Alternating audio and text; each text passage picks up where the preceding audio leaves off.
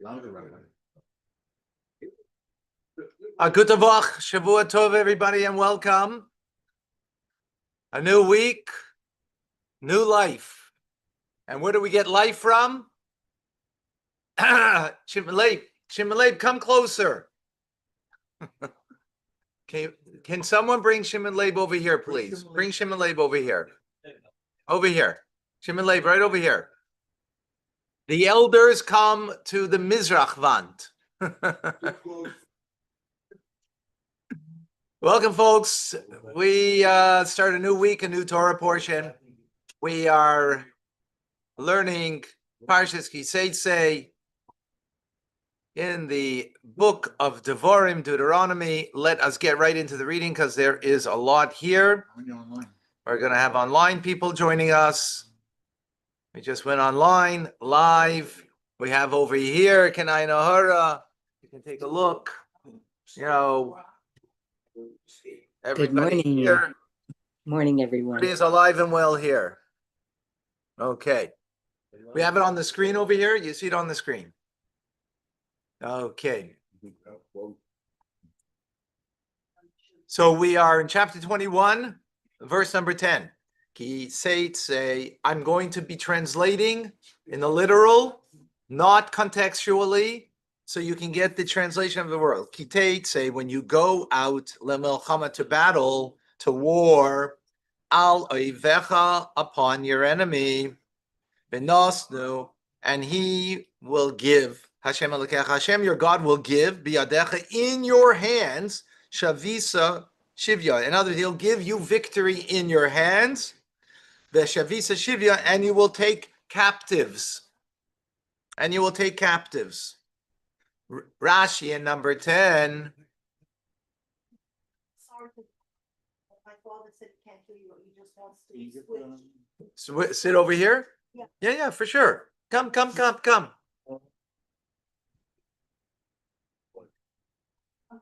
Let him sit here. Okay. All right. Bring two chairs from here. Okay, thank you.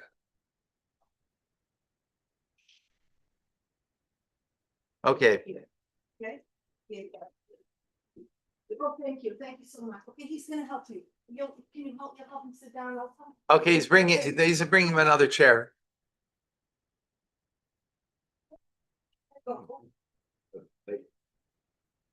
Thank you. Welcome. Oh, okay. Okay. You want me to sit near you?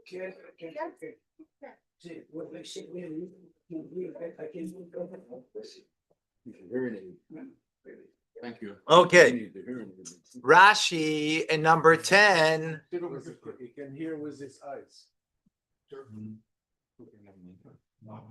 Okay. Okay. Seder. Okay. Rashi in number 10. When you go out to war, that this is speaking about an optional war as opposed to an obligatory war. What's an obligatory war? To fight Amalek, for example, is an obligation. The Amaleki nation, Torah makes that an obligation. To fight against the Canaanites, to take over the land, that's an obligation. But there's other instances there can be a war that is optional. Because to capture your captives, it doesn't say there, because there it said that if you remember from last week's Torah portion, we said that if they'll come out in peace with us, so then we can make peace with them, right? And they have to follow then, the seven nocha. They have to follow the proper path of life, right? But if they don't come out and they want to fight a battle, there's no one to be left from the men, at least, right? Mm-hmm. No one to be left who's going to be fighting the battle. But here it says to take captives. So therefore, that's an inference that tells us it's not speaking about an obligatory war, but it's speaking about a war that you're permitted to start. Right? In other words, another nation that might be starting up with you, right, or is a threat to you, you don't have an obligation to fight as you do the Amalekis, you do, and the Canaanites, you do. That's an obligation the Torah made. But in those instances, could be like this, could be like that, permission. So therefore, this is what we're talking about, okay? Shavis, next Rashi, Vashavisa Shivya, and you shall capture its captives. What does it mean to capture its captives? You capture what does it mean? This includes the Canaanites who are in it, even though they are from the 7 nations. The 7 nations, if you're going to battle with them, you don't take captive. They have to be annihilated, right? If you want to battle, then there's only one end in that instance, annihilation, right? So now, but in this instance, where they're not Canaanites, but they're Canaanites who are living amongst other people, right? If they're amongst other people and you're having a battle with them and they're part of those other people who you are not obligated to take to battle, but you have permission to, those Canaanites could be taken as captive. And that's what it means. The language over here, Ashavisa Shivya, those who are the superfluous, its captives, is to tell us that those, I don't know exactly how it comes out from there because they're not to be taken captive. But it's including the Canaanites. I don't see here an explanation. Okay, let's go further. Okay. Wait, what the other side got a captive? The Teitzei says we need to take it back. The captive is captives. But it's the movement. Yeah, but then first of all, it has to be Pshuta Shemikra, right? So how does it if they were not to be captives? So how is it you're taking its captives, right? Unless they're captives amongst the other nation. Maybe that's what it means. They're captives amongst the Canaanites are captives amongst another nation, right? You have to remember back in the day, nation. If you look at world history is only about war. It's about one kingdom against another kingdom, one king against another king, right? And that's what world history is all about, right? And all of the intrigue of the marriage and this and that is only in order to solidify your power. Right, so if you married in from one kingdom to another, you had your daughter marry his prince, right? It was in order to solidify power. That's what it was, and that's everything of the non-Jewish world, right? In the past, it's only the last 300 years the world started to change a little bit, but that's my commentary. And let's go continue. Okay, number 11. Isa, now listen to this. This is a very interesting law. This is going to be not at all PC. This is not going to be PC, but that's okay. If it's a Torah, it's the truth. It's the truth, and that's all that matters. Isa v'shivya, and you're going to see in the captive Aishas, married woman Yafas, or a woman that is Yafas Tayar, that is beautiful. And you're going to desire her. And you want to take her as a wife. You want her as your wife. Right? Rashi, Aishis, a woman, I feel like even if she's married. Excuse me. And you want to take her for a wife. So Torah is speaking about here, about the drive towards the evil inclination that a person has. Right? This is war, right? And in war, we know what happens, right? Actually, we just know what happened October 7th. We don't have to go any further, right? The horrifics of what happened there, right? That all of the feminists stood up, of course, and were so abhorred by what happened. But anyway, that's my commentary. We're learning Chumash and Rashi. I shouldn't go there, right? So, so you want to take her as a wife. So here, the Torah is speaking against the negative drive, the animal soul that a person has towards evil, right? And She'im ein HaKadosh Baruch Hu matira, that if the Holy One, blessed be He, God doesn't make her permissible, He would take her in a forbidden manner. So now Torah is giving a way that when you go to war, right, and what happens by war, that this is what the Torah says, the permissible way on how you can take from the women from your enemy. But if he will not marry her, he will end up to hate her. We're going to see the process over here. In other words, you want this? What you want to have this woman? Well, you're going to have to marry her, right? That's what the Torah is saying. In the end, you're going to have to. And if you won't, what's going to happen? You're going to end up hating her. As it says afterwards, that when a man will have two wives. Remember, biblically, you can have more than one wife, right?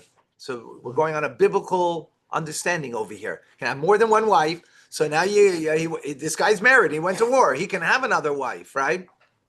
So as we're going to learn afterwards, he has two wives. One is beloved and one is hated. And he will father from him a wayward and rebellious son. That's why all of these passages are juxtaposed. We're going to see the order of things. Rashi just said a lot over here. Right now, you're going to war. There's this woman that's from the enemy that you desire her. Well, this is the process on how you could marry her. Okay? It's a Pilu Eshet Ish. Yeah. So you can marry a married woman. Because but there's no issues by the nations. No such thing as issues by the nations. There's no halacha no halacha. Yes, on the suya. There's no halacha of the issues by yeah. It's an interesting idea. Yeah. Okay. So what you got to do? Verse number 12. You shall bring her into your house, Vigilcha is Roisha, and you shall shave her head. Also, it's been let her nails grow. This is the process. Let's follow. Again, this is totally not PC, but I'm okay with that.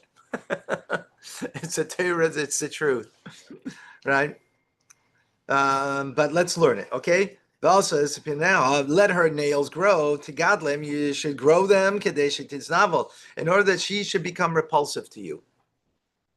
Let's follow the process over here. Let's take verse of only if it's very on the topic. You're not allowed to marry a non-Jew. She's converting. This is with conversion. It's with conversion. It's not, yeah. It's conversion. Obviously, you can't marry her with this. She's not Jewish. In other words, if she doesn't convert, you can't marry. You can't marry her. But conversion, biblical versus what the halacha is today, is very different. Biblical to what is today is very different. I am not a follower of biblical law. I am a follower of halacha.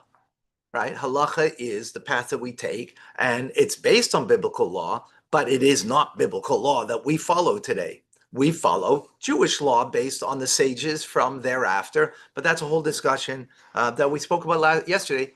Timeless and timely, right? Timeless is biblical, timely is rabbinic.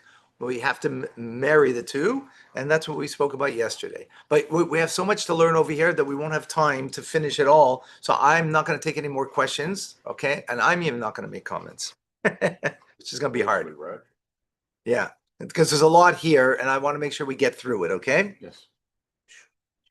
So you're doing this in order that you don't marry her, actually, right? This is the process in order that you shouldn't marry her, but we'll see. Okay, verse number 13.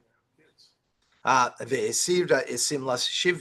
should remove from her garments of captivity from upon her. In other words, she shouldn't wear the viyosh, and she should sit in your home of Alxa, and she should cry al esaviha. She should cry over her father Vesima and her mother Yerech Yamin for 30 days, and that she should mourn the loss of her father and mother that was from the battle, right, from the war. And then, if that happens after that month, then you can marry her. and have relations. And she can be your wife. In other words, went through that process, then you can have her as a wife. Again, that's with conversion. Conversion back then could have been if there was someone who was ready to accept Judaism, to accept all of it, it could have been done very quickly. Again, that's not the halacha today. Okay? She shall remove the garments of her captivity. Why? Because her garments are attractive. Because the nations of the world, their daughters, they adorn themselves in a time of war, in order to lead others to lewd conduct with them. Others, that's the way they're going to save their lives, is by being raped. Right? That's what they're doing. They're dressing that way in order that should happen, so they will save their lives. That's what happened back in the day. Right? That's the reality. Right? So what are you saying? Take off those clothes. Don't wear those nice clothes, because those are attractive clothes. Wear clothes that are not attractive, right? And she's mourning for her parents that they've been killed, right? So she becomes unattractive, so that he won't marry her, right? But in the end, if that's what he still wants, that's after the process, right? Let's continue with Rashi. And she shall sit in your house, in the house that he uses. What do you mean he sit in your house? That seems to be superfluous. Bring her in the midst of your house. In other words, like, back then they didn't have big houses. So put her in the middle of the house over there, that whenever you come in, you're going to see her, and you're going to see that she's crying over her parents. You're going to see that she's dressed ugly. She's got back then long fingernails were not attractive, right? To let her grow and all of that. So she becomes unattractive to you, right? When he enters and he leaves, he's going to encounter her. She's going to see that she's crying. He's going to see that she is not, pretty. He's gane Allah, in order that she should become disgusting to him, that he doesn't want to marry. She shall weep for her father. Why so much? In order that the Jewish wife should be full of joy, and this one will be sad. And the Jewish daughter shall adorn herself, and this one become repulsive. Okay? Verse number 14. Now let's say we said, okay, one path was marriage, right? Remember, biblically, you can have more than one wife. That was one path. What now if you don't want to marry her? So then what? Right? Remember, this is war, right? This is a war against your enemy. And now what can you do with her? Oh, she can be my slave, right? After all, war. Listen to this. But if you don't desire her, you have to send her away. You can't send her. Sell her as a slave. But kesef for money. And you can't afflict her, or you can't put her to work. Because you've afflicted her. Because you afflicted her, you can't now, right? You didn't want to marry her? Let her free. Complete freedom. Rashi, number 14, and it will be that you won't desire her. Actually, if you read the words properly, I didn't translate it properly, and it will be that you will not desire her. The Torah is coming to Tisha, so in the end, you're going to hate her. And the verse is saying, if you won't like her. The verse is saying you won't like her. That's what the verse is saying, right? Because the Torah is doing this in a way, so in order that you shouldn't. But in the end, maybe you will. In other words, that's why he's speaking to the Teitzei of the person, right? Maybe you still will, right? You can't use her for any menial labor. In Persian language, slavery and servitude is termed as amara. Tis amer as in our birth. Okay. Now we continue. Remember, you can have more than one wife. So let's say he is now married to her. Let's say he married her. So the verse now comes as a kisi and a leish. When there'll be to a man, shtei nashim, two wives, achas uva, and one he loves. Achas snuya, and the other one he doesn't. He hates her, right? And he was born to him children. Uva, to the beloved one, Vasnua, and to the hated one. And the firstborn is going to be to the despised one, right? I don't like her, right? How could that be? Well, this is not speaking very nicely. How could you hate your wife? Unfortunately, there's 50% divorce rate in, it can happen, right? 2%. 2% Hasidus. Is it a Don't make it. reference to Rachel and Leah? Well, I mean, it Or is it more- sounds like maybe not Pshuta Shamikra, but yeah, probably in a deeper level, yeah. 8% success rate was the Hasidus. Yeah. Compared So to so now they have, and the firstborn is to the one that is hated, and there's a law in Torah that the firstborn gets a double portion of an inheritance. So let's follow now. In verse number 16, and it will be on the day Hanchiloi, that he will inherit is banav, his sons, es asher yaloi, that he has to him.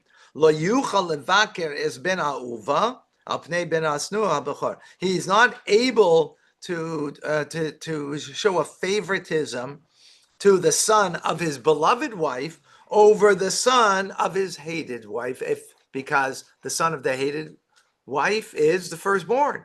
He has to get a double portion. Doesn't matter that who you like better. The firstborn is the firstborn, right? Verse number 17. Ki es bachor ben yakin l'seis lepishnayim, because the bachor, the firstborn of the son of the hated one, you should recognize and give him a double portion. B'chol ha'sheyim saloi, and everything that belongs to him. Ki hu reishisayin, because he is the first initial vigor of his of him, in other words, of his seed, mishpat habechira, and he has the right, the judgment of the firstborn. Rashi in 17. Rashi in 17, Pishnaim, double. Keneged shnei achim, corresponding to two other portions of two brothers. In other words, if there's three brothers, he gets half, and the other two get a quarter each. Okay, that's the law. And all that is found with him. Mikan, from here we learn that the firstborn doesn't take double, but then that which is fit to come after the father's death. He gets only that which is held in the estate at the time his father died. Now, let's say in the estate, we're talking about the estate of the father. Only what's in the estate of the father, the time that he dies, does he get a double portion. But let's say there was money owed and it wasn't paid. Well, actually, that's part of the estate because there's a right. But let's say he gets to the estate something more because of someone that passed away or whatever there's something fell into the estate. If it only came afterwards, the firstborn doesn't get, because the words over here, listen to those words. That is found to him, to the father that just passed away, meaning found at the moment that he died. This was in the estate. Anything that is coming to the estate afterwards doesn't belong to the estate, that he gets double portion. Okay, that's the precision in the words there. Okay. Okay, now we're going to the next topic. Yeah, this was the flow that Rashi said. This is called the rebellious son. The Talmud tells us that this law over here, which is going to be crazy over here, it's going to be a crazy thing over here, never occurred. Talmud says that this law never occurred, never happened, this story. 12-and-a-half-year-old boy, I think 12-and-a-half, or is it just 12-and-a-half or 13? I don't think he became bar mitzvah yet. 12-and-a-half, right? Exact. We'll see Rashi in a moment. It's called the wayward son, and he does certain things that he's brought to a court, and he gets a death sentence, as we're going to see. This is what's the juxtaposition over here? Because if you're going to marry that woman, right, and in the end there's going to be hatred in the household, because of that hatred in the household, you're going to create a wayward son, right? In other words, there's got to be love in the household, right? Torah is speaking okay, verse number 18. Ki, when there will be eat leish to a man, ben Sairamayre, a son who is wayward and rebellious, he's not listening Aviv, to the voice of his father, or Bekolima, or the voice of his mother. Yisro say, and they discipline him, V'lo yishma aleim, and they don't listen. He's not listening. You discipline him and he's not listening. Rashi in number 18. I don't understand 17. How can he learn from this Rashi that the Bechor gets only one portion? No, asher yimatzaloi, only which yimatzaloi b'shas misa is the estate that he gets pishnayim. Anything else, he only gets one. He gets regular, like everybody else. Anything that comes into the estate after he passes away is after he passes away. They took 6 months to get settlement. No, it's not about settlement. No. I'm just giving an example. Yeah, If it takes 6 months, the portion between the time the father died and the 6 months, the end of the 6 months, he Could doesn't accrued get that more. part of the double. It could accrued more to the estate after he passed away. Anything that's accrued more to the estate after he passes away, he doesn't get double. That's all. He only gets a single. He gets a regular portion, like the rest of the brothers. Yeah, exactly. Okay. Let's hear Rashi. Soiver, wayward. Sar min haderech. He's turning from the path of God. Omeire, and rebellious. Misarev b'divrei aviv. He refuses to obey the words of his father. Lashon mamrim. There's a word of rebellion. V'yisru oisei. And they disciplined him. Masrim boy, they warned him. Bifnei shloisha, before a court of 3 judges. Umalkin oisei. And he's flogged even. Ben Seder Ameire Eino Chayiv. The wayward and rebellious son is not liable for punishment. Ad she'ignoiv. So listen what Rashi says over here. Follow. And this is what he has to do in order for this law to apply. And that's why the Talmud says that it never happened, this law. What he has to do, he has to steal. V'yochal tartamer basar. He has to eat a tartamer of meat. Which a tartamer of meat is the weight of 50 gold dinars. It's approximately 8 ounces. He has to eat 8 ounces of meat in a single mouthful. Yeah, a single mouthful. What you see when I eat my matzah at the Pesach Seder? I only take a swallow when I have a full mouthful, right? And that's really hard, right? I chew and chew and chew because the time only begins from when you swallow, right? The timing of eating your matzah, right? So a full mouth. So he's got to have a full mouth of 8 ounces of meat and of steak in his mouth, right? So. Right, you're getting us a picture of how this is not going to happen, right? Further, and he has to drink a half a loig of wine. A half a loig of wine. A modern equivalent would be 21 fluid ounce, around 20 fluid ounces of wine, and he has to drink it in a single, bottoms up. And one bottom, like guzzle, like Man.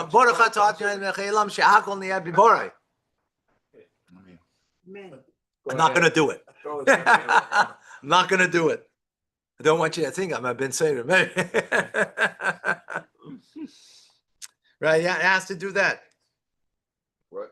Right? At Shenamar, it says Zayla v'Seveya, as the verse will say in a few moments, that he is a glutton and a guzzler. V'Namar al tieh b'Sevei yayin, do not be amongst the guzzlers of wine, Zayla baser lamai, and the devourers of meat.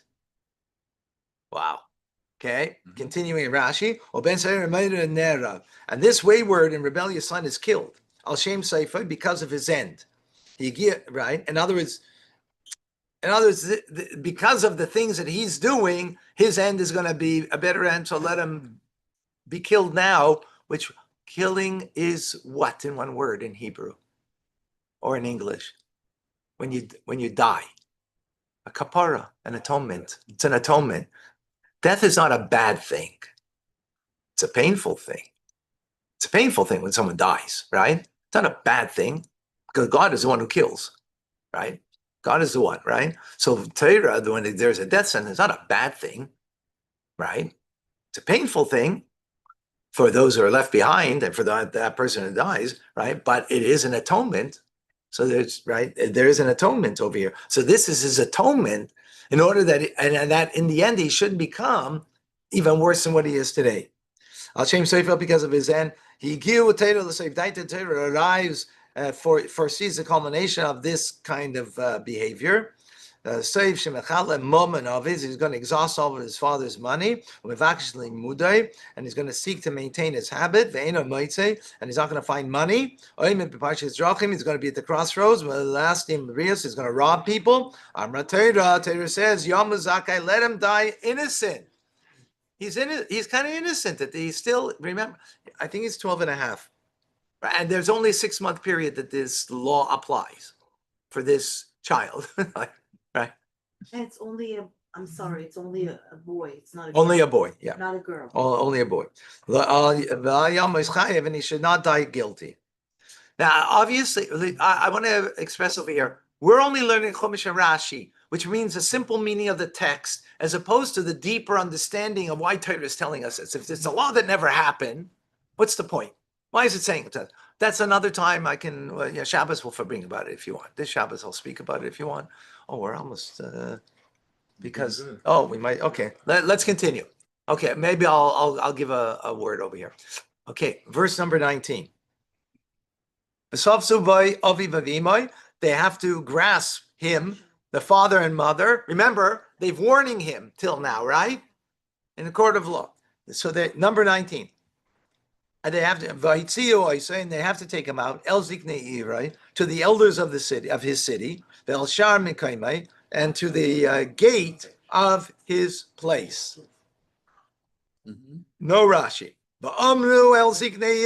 And they, the parents, will say to the elders of his city, this is our son. He is strayed and he is rebellious. And and he's not listening to our voice. Meaning father and mother saying, right?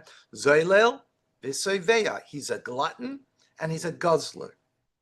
But Agamu will call Anshe Yirai, and he will be pelted with stones. Pelted. Call Anshe Yirai, all the men of the city, ba'avanim with stones, v'meis, and he will die. Bi'atara, and you will destroy the evil from in your midst. V'chol Israel yishmu. And all of Israel shall hear and shall fear. Rashi, final Rashi, all of Israel shall hear and they shall fear. Mikan, from here we understand that this requires an announcement in court, right? Because how are you going to all hear? Where are you going to hear about from this? Where are you going to hear about this, right? Because the court is going to announce it. Pliny Niskal, that such and such will be stoned. Al Shahaya bin Sayyid, because he's a wayward, rebellious son. So, just to give you a little explanation, again, I'm not here to justify anything that God says in the Torah. It doesn't need justification. It's a law of Torah. Obviously, there's a deeper understanding here that we must learn something from here, right? So, one of the important messages over here is, and as I think I mentioned before, that if there's not peace in the home, the parents are the one who create this. That's the first message, right? That was the continuation. We said that at the beginning, in the first Rashi, right? We said in the beginning, right? In the end will be that you're going to have, because this is the continuation of why is this juxtaposed to the going out to battle? What's it got to do with going out to battle? Nothing. What's it got to do with taking the Yafas Toyar, right? The taking that woman that you had desire for. Nothing to do with this. What's it juxtaposed? To tell us that this will be the conclusion. If you don't have peace in your home, this is what kind of children you're going to have. So that's the first message. The second message is over here is what happens when parents when parents are upset with their kid and the kid goes wayward. Torah is telling us something amazing over here. What do they usually do? What do parents usually do? I don't say anybody here. What do parents usually do? They take it out on their kids, right? They take it on our kids. What's Torah telling us something? Oh, go to the basement. Go to the court of law. Go to the judges. Go to the rabbis. You have a problem with your children? You need direction. You need help. So now this is speaking about the boundary of the extreme of the law, right? But what is Torah telling us over here? It's telling you have this child who is wayward and you are just doing it on your own? No, Torah is telling you, go and take and get help. You have rabbinic help. You have to. We see here a repetition which is not clear. Go ahead. On one hand, they say if the בן is סוער ומורה, אינו שומע בקולנו, זועם וחווה, וגמרו כל אנשי עירו בבנים ומת. This is one case, okay? It's enough to kill him, to sentence him in the... His sentence, this is the judgment from the court, by the way. So afterwards, it says, וכי יהיה באיש חטא משפט מוות. Wait, that's tomorrow. What? That's tomorrow's class. Oh, that's not today's class. That's tomorrow. That's Shani. What? Zeshani. Zeshani. This is another person? No, it's a different law. It's a different law. Different law. Different law that one law. No. contradicts First of the all, other one. first of all, it's tomorrow. You'll have to come back tomorrow. It looked like the contradiction. Huh? It's not had a sub. It's not his fault that the sub is the way it was. First of all, Yitzchak was a tzaddik. He was. okay, that does whatever. I'm telling you the hayra from here. I'm telling you a lesson. A lesson. Torah is saying that very clearly. No, you're one second. You're right. It's not. Is it? Oh, there's other things that are in a household that go on that that are of course beyond sometimes our control. But this is the lesson Torah is coming to teach us. Is it always that? Only that? No, there's other things in the mix, right? Yeah, but the lesson is still a lesson, right? Lesson not for today, but today, No. lesson for today, you think? Yeah, absolutely. What? There's not peace in the home. You have to have peace in the home. Yes. What but did you? One second. Consequences. No, the Talmud says that this law was never applied. It was never applied, Sorry, but the lessons are to be applied. my father asked me before, from where do you take it? Like, what are the sources that tell us that this never happened? Talmud, In the Gemara, Talmud. in the Talmud. I don't remember. I have to look it up. I don't. It's I have to look it up. comes It's from the Talmud. Yeah. It's not. Yeah, I didn't say it. I still don't understand it. Tomorrow you'll come back tomorrow.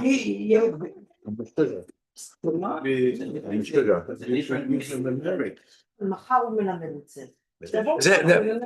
Does it say Shani over there? It says שני, אתה רואה זה ליום שני, the יום שני.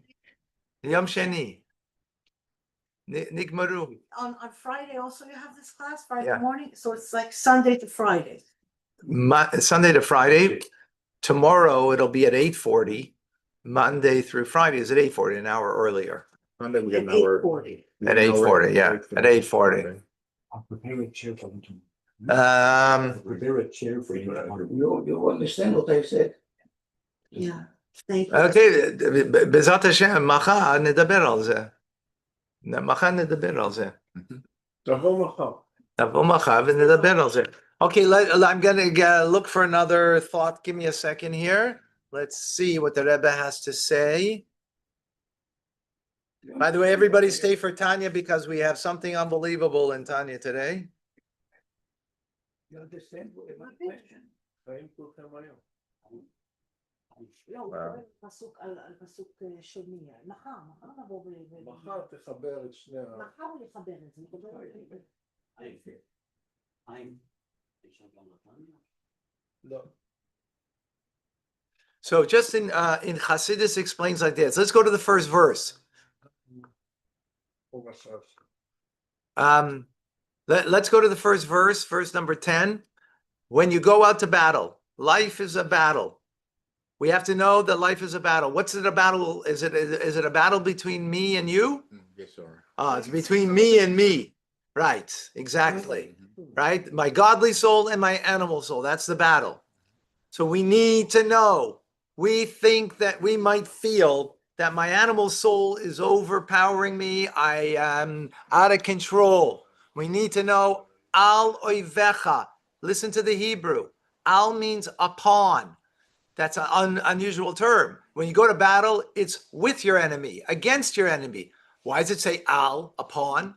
Because you need to know when you go against your enemy. Actually, also the IDF needs to know this, and I think that's one thing they do know. It's like over your enemy. You're greater than your enemy, and you will defeat your enemy. So that will be the enemy that Israel is dealing with collectively now, but that's the enemy within me too. The enemy within me, my animal soul that wants to take control of me, I'm greater than it. I can master it. Not only can I master it, but Nosnu Hashem, Hashem will give me, because Hashem is going to give me the power.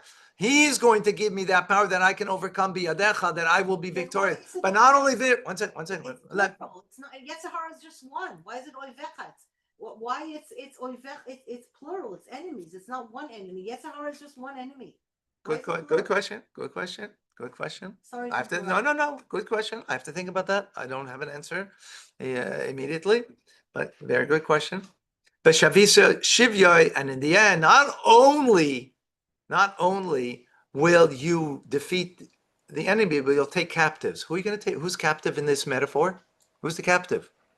Your Yetzer Hara, your animal soul will be transformed, and also the bull in the china shop that is destructive now will be the bull that is used, that you put a harness on it and it plows the field, and the strength of a bull plows a field. I can't plow a field. I don't have the strength, but the bull does. The bull in me can do things when it's harnessed properly, that it will be able to plow and to do wonderful things. So ultimately, when we engage in life, which is called the journey of life, which is the battle from within, that we recognize who's on first and what's on second, and then we know who's talking, what voice is talking within me. Is it my animal soul? Is it my godly soul that's talking?